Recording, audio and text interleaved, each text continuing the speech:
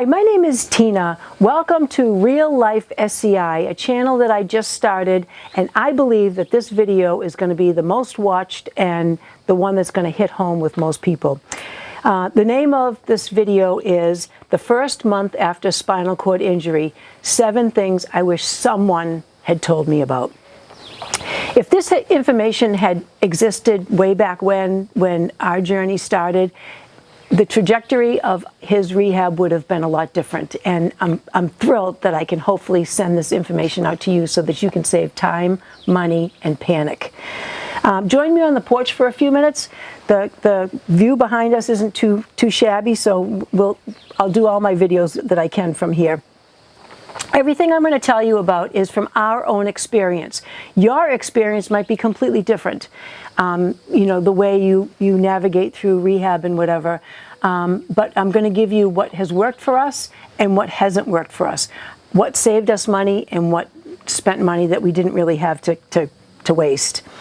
If you're watching this, there's a pretty darn good chance that either you, a parent, a child, a sibling, a best friend, somebody you know has had trauma in their life, and I would like to share what we have from our experience. Your journey might be different, like I said, but that's okay. Everybody has their own way through this, and the stuff that I'm going to tell you is stuff that would work or not work for everyone. In this video, if this video saves you a little bit of time, a little bit of money, and a little bit of worry, I've hit the nail on the head, because that's exactly my intent.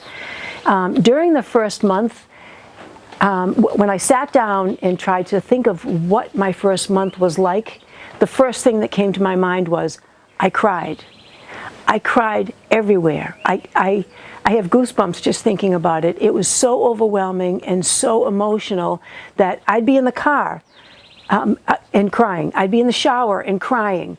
I barely ate. I don't remember eating anything except these crackers that I like and some hot chocolate, like really for the first many weeks. I barely slept.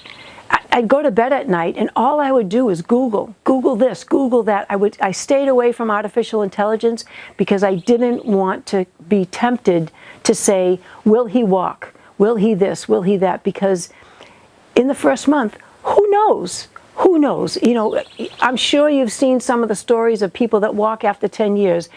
You just never know what the trajectory of your recovery is going to be. In that first month, oh man, I lived on Google, like I said, Googling things.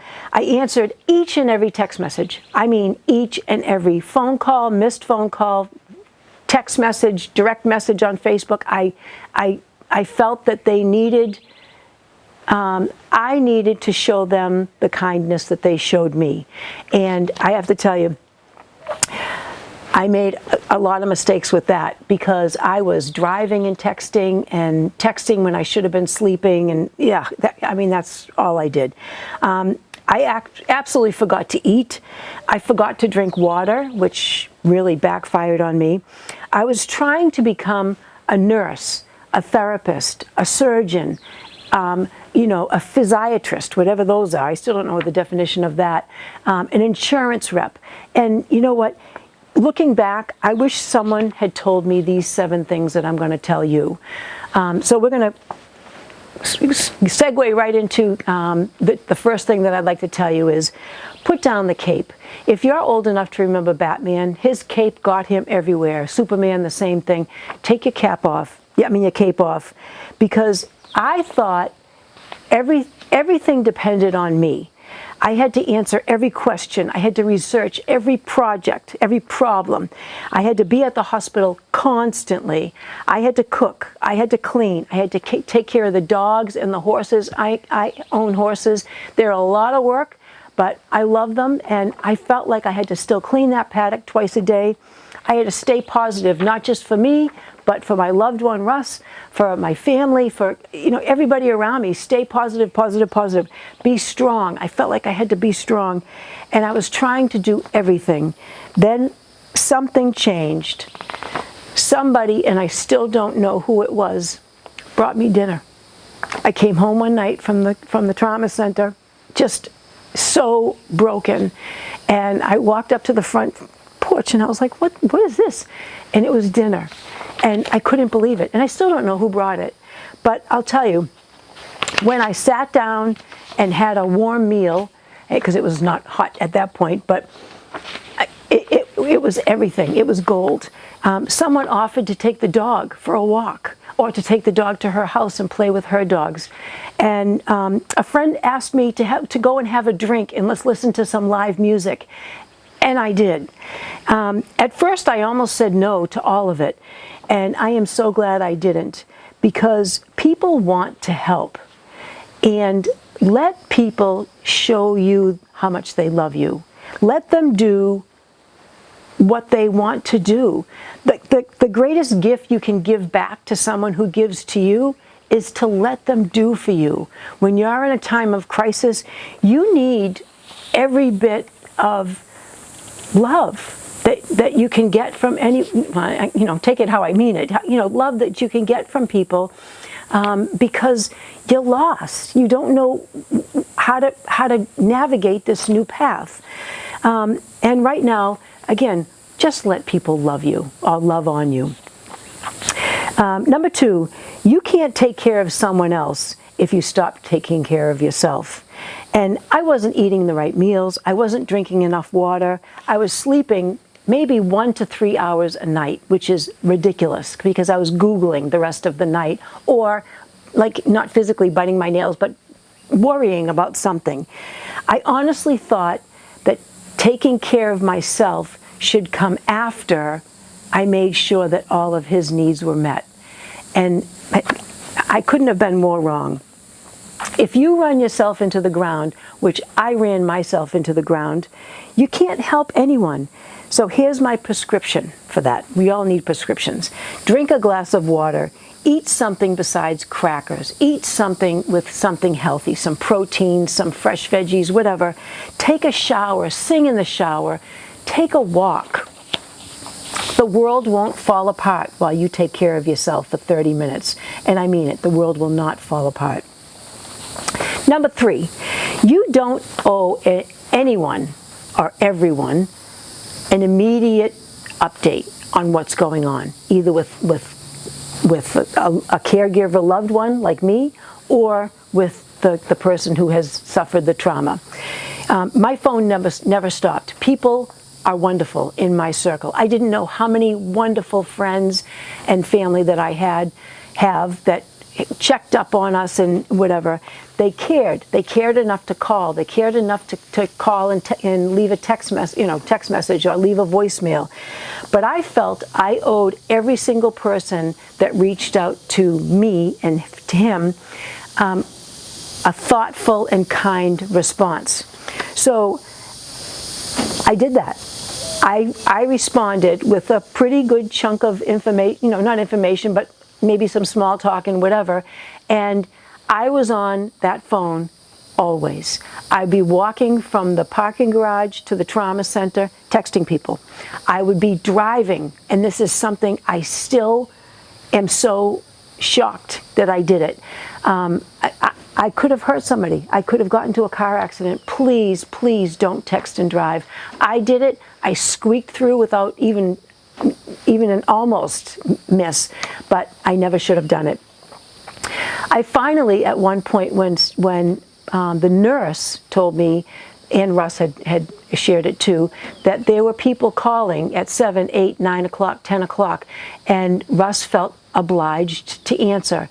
And I was told by a healthcare professional that when you're recovering from any kind of an injury, huge trauma, you need 3 things. I hope I remember them. You need good sleep, you need good food, and you need good health care. And he was not getting sleep. All night long, the cleanup staff was in there banging about, emptying, trash cans and stuff. So he would try to go to bed at 6 o'clock so he'd get 4 or 5 hours sleep before his real sleep was supposed to start. And everyone was calling. So I was beside myself. I was irritated because I had contacted several people directly saying, look, he needs his sleep. He just came out of a coma, and he's getting 2 or 3 calls from you a day. And even talking to them, calling them out on it, literally, and it wouldn't stop. So I took the liberty of going into my phone and his phone and blocking people, because I needed to sleep, I needed rest, and if they wanted to contact me, send me a text message.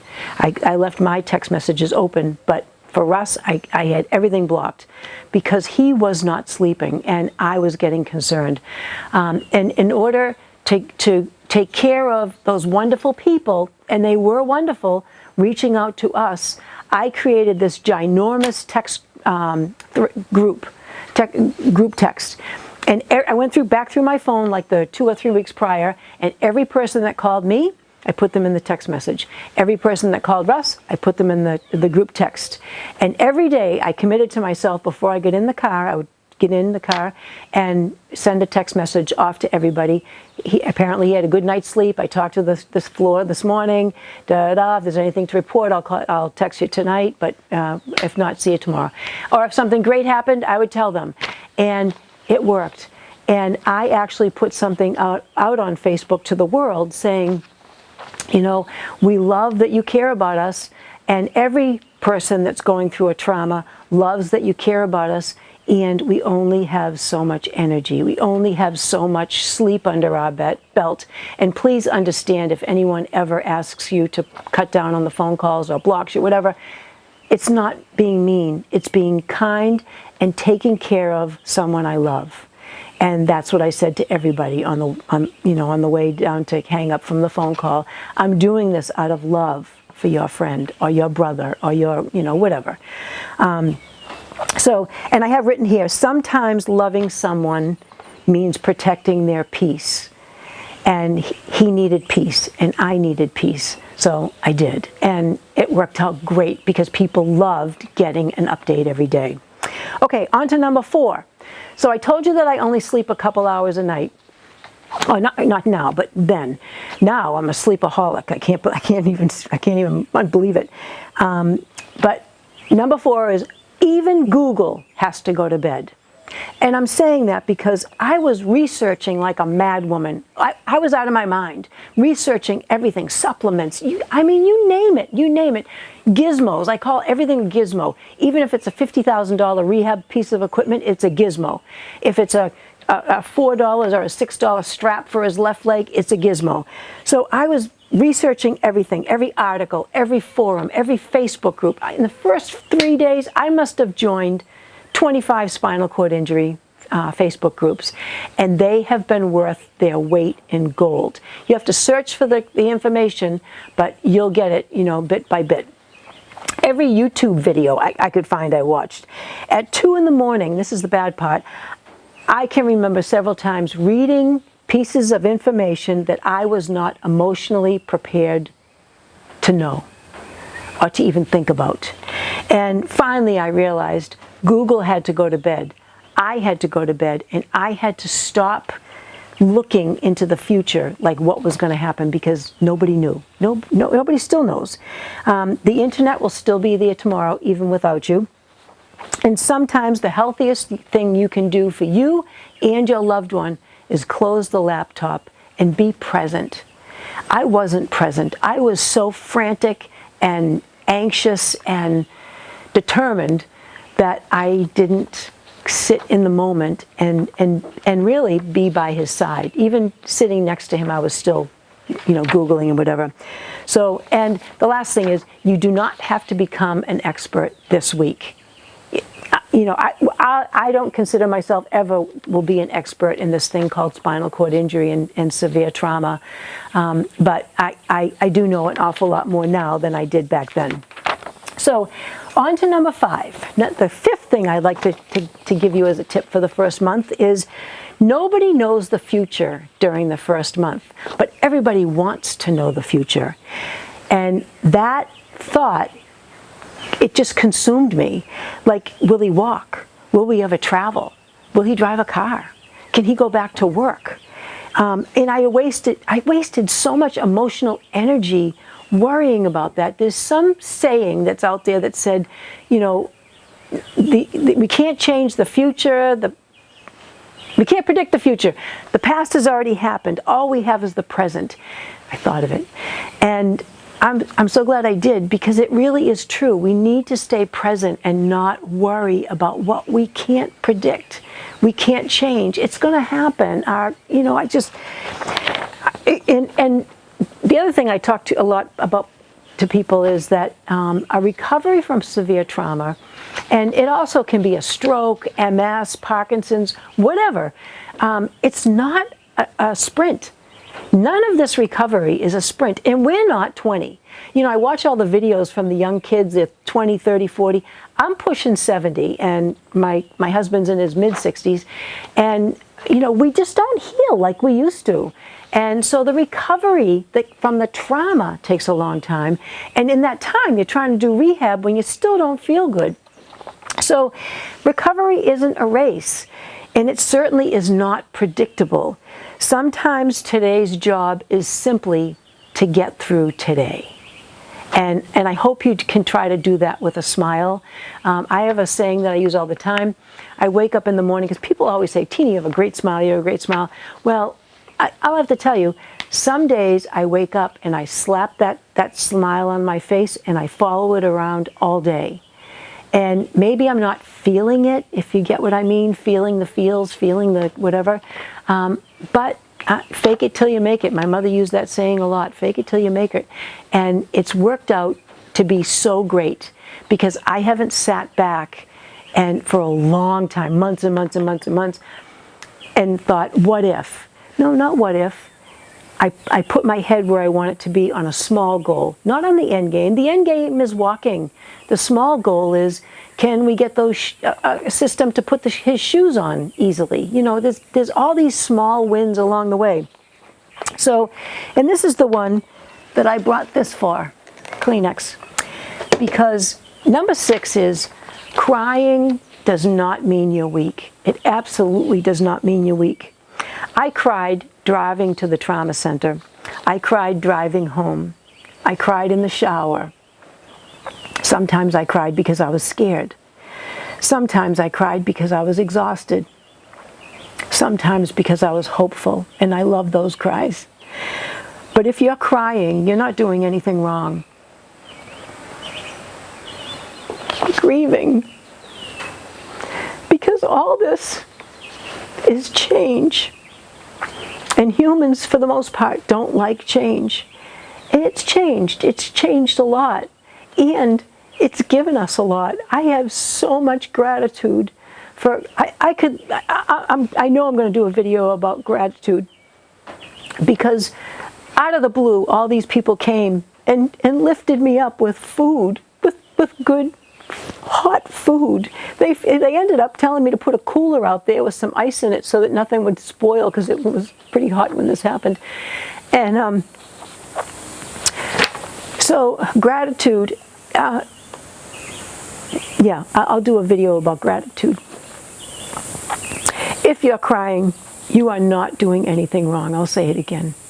Because I think sometimes I feel like, man, I want to stop crying. But you need to leak it out. You're feeling the feels, and if you stuff it, it's going to come out some way else. It's going to come out in digestive issues. It's going to come out in migraines. It's going to come out in snapping at somebody that didn't deserve to be snapped at. Cry, let it out, and grab a Kleenex. Grab a Kleenex. And you're grieving. You're adjusting. You're loving someone through the hardest time of their life. And if it's you, please feel this big hug from me. Because it is the hardest time.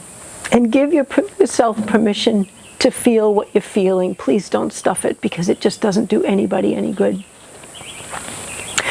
So moving along to number 7, you don't have to solve the next year today.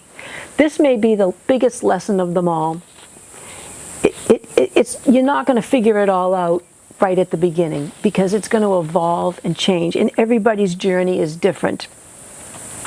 I wanted answers to questions for things that would happen 6 months from now, a year from now, 5 years from now. What is this all going to look like? But the truth is, I didn't need to know all of this during the first month. Not that you can even predict what it is going to be. I just needed to get through Tuesday, and then Wednesday, and then Thursday. Sometimes surviving today is enough. It really is. If you can get yourself safely tucked in bed, that's a win. Really, and be grateful for the wins, whether they're minutia or huge victories. Just be grateful for all of them, because it puts it out there. I believe the universe is here to help us. People look up to Jesus and the Trinity and all that. Someone is looking out for us, and you're not alone. You're certainly not alone. In closing, if you're watching this while you're still in those first few weeks, I wish I could reach through the camera and give all of you a big hug.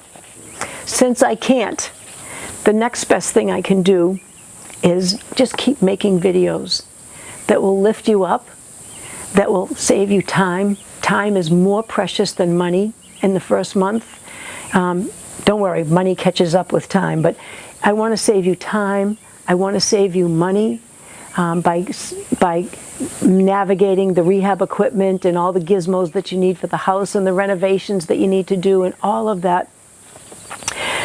And the next time we talk, the topic is going to be the 10 biggest mistakes families make after spinal cord injury. The exact title, I'm sure, will change as I think through it.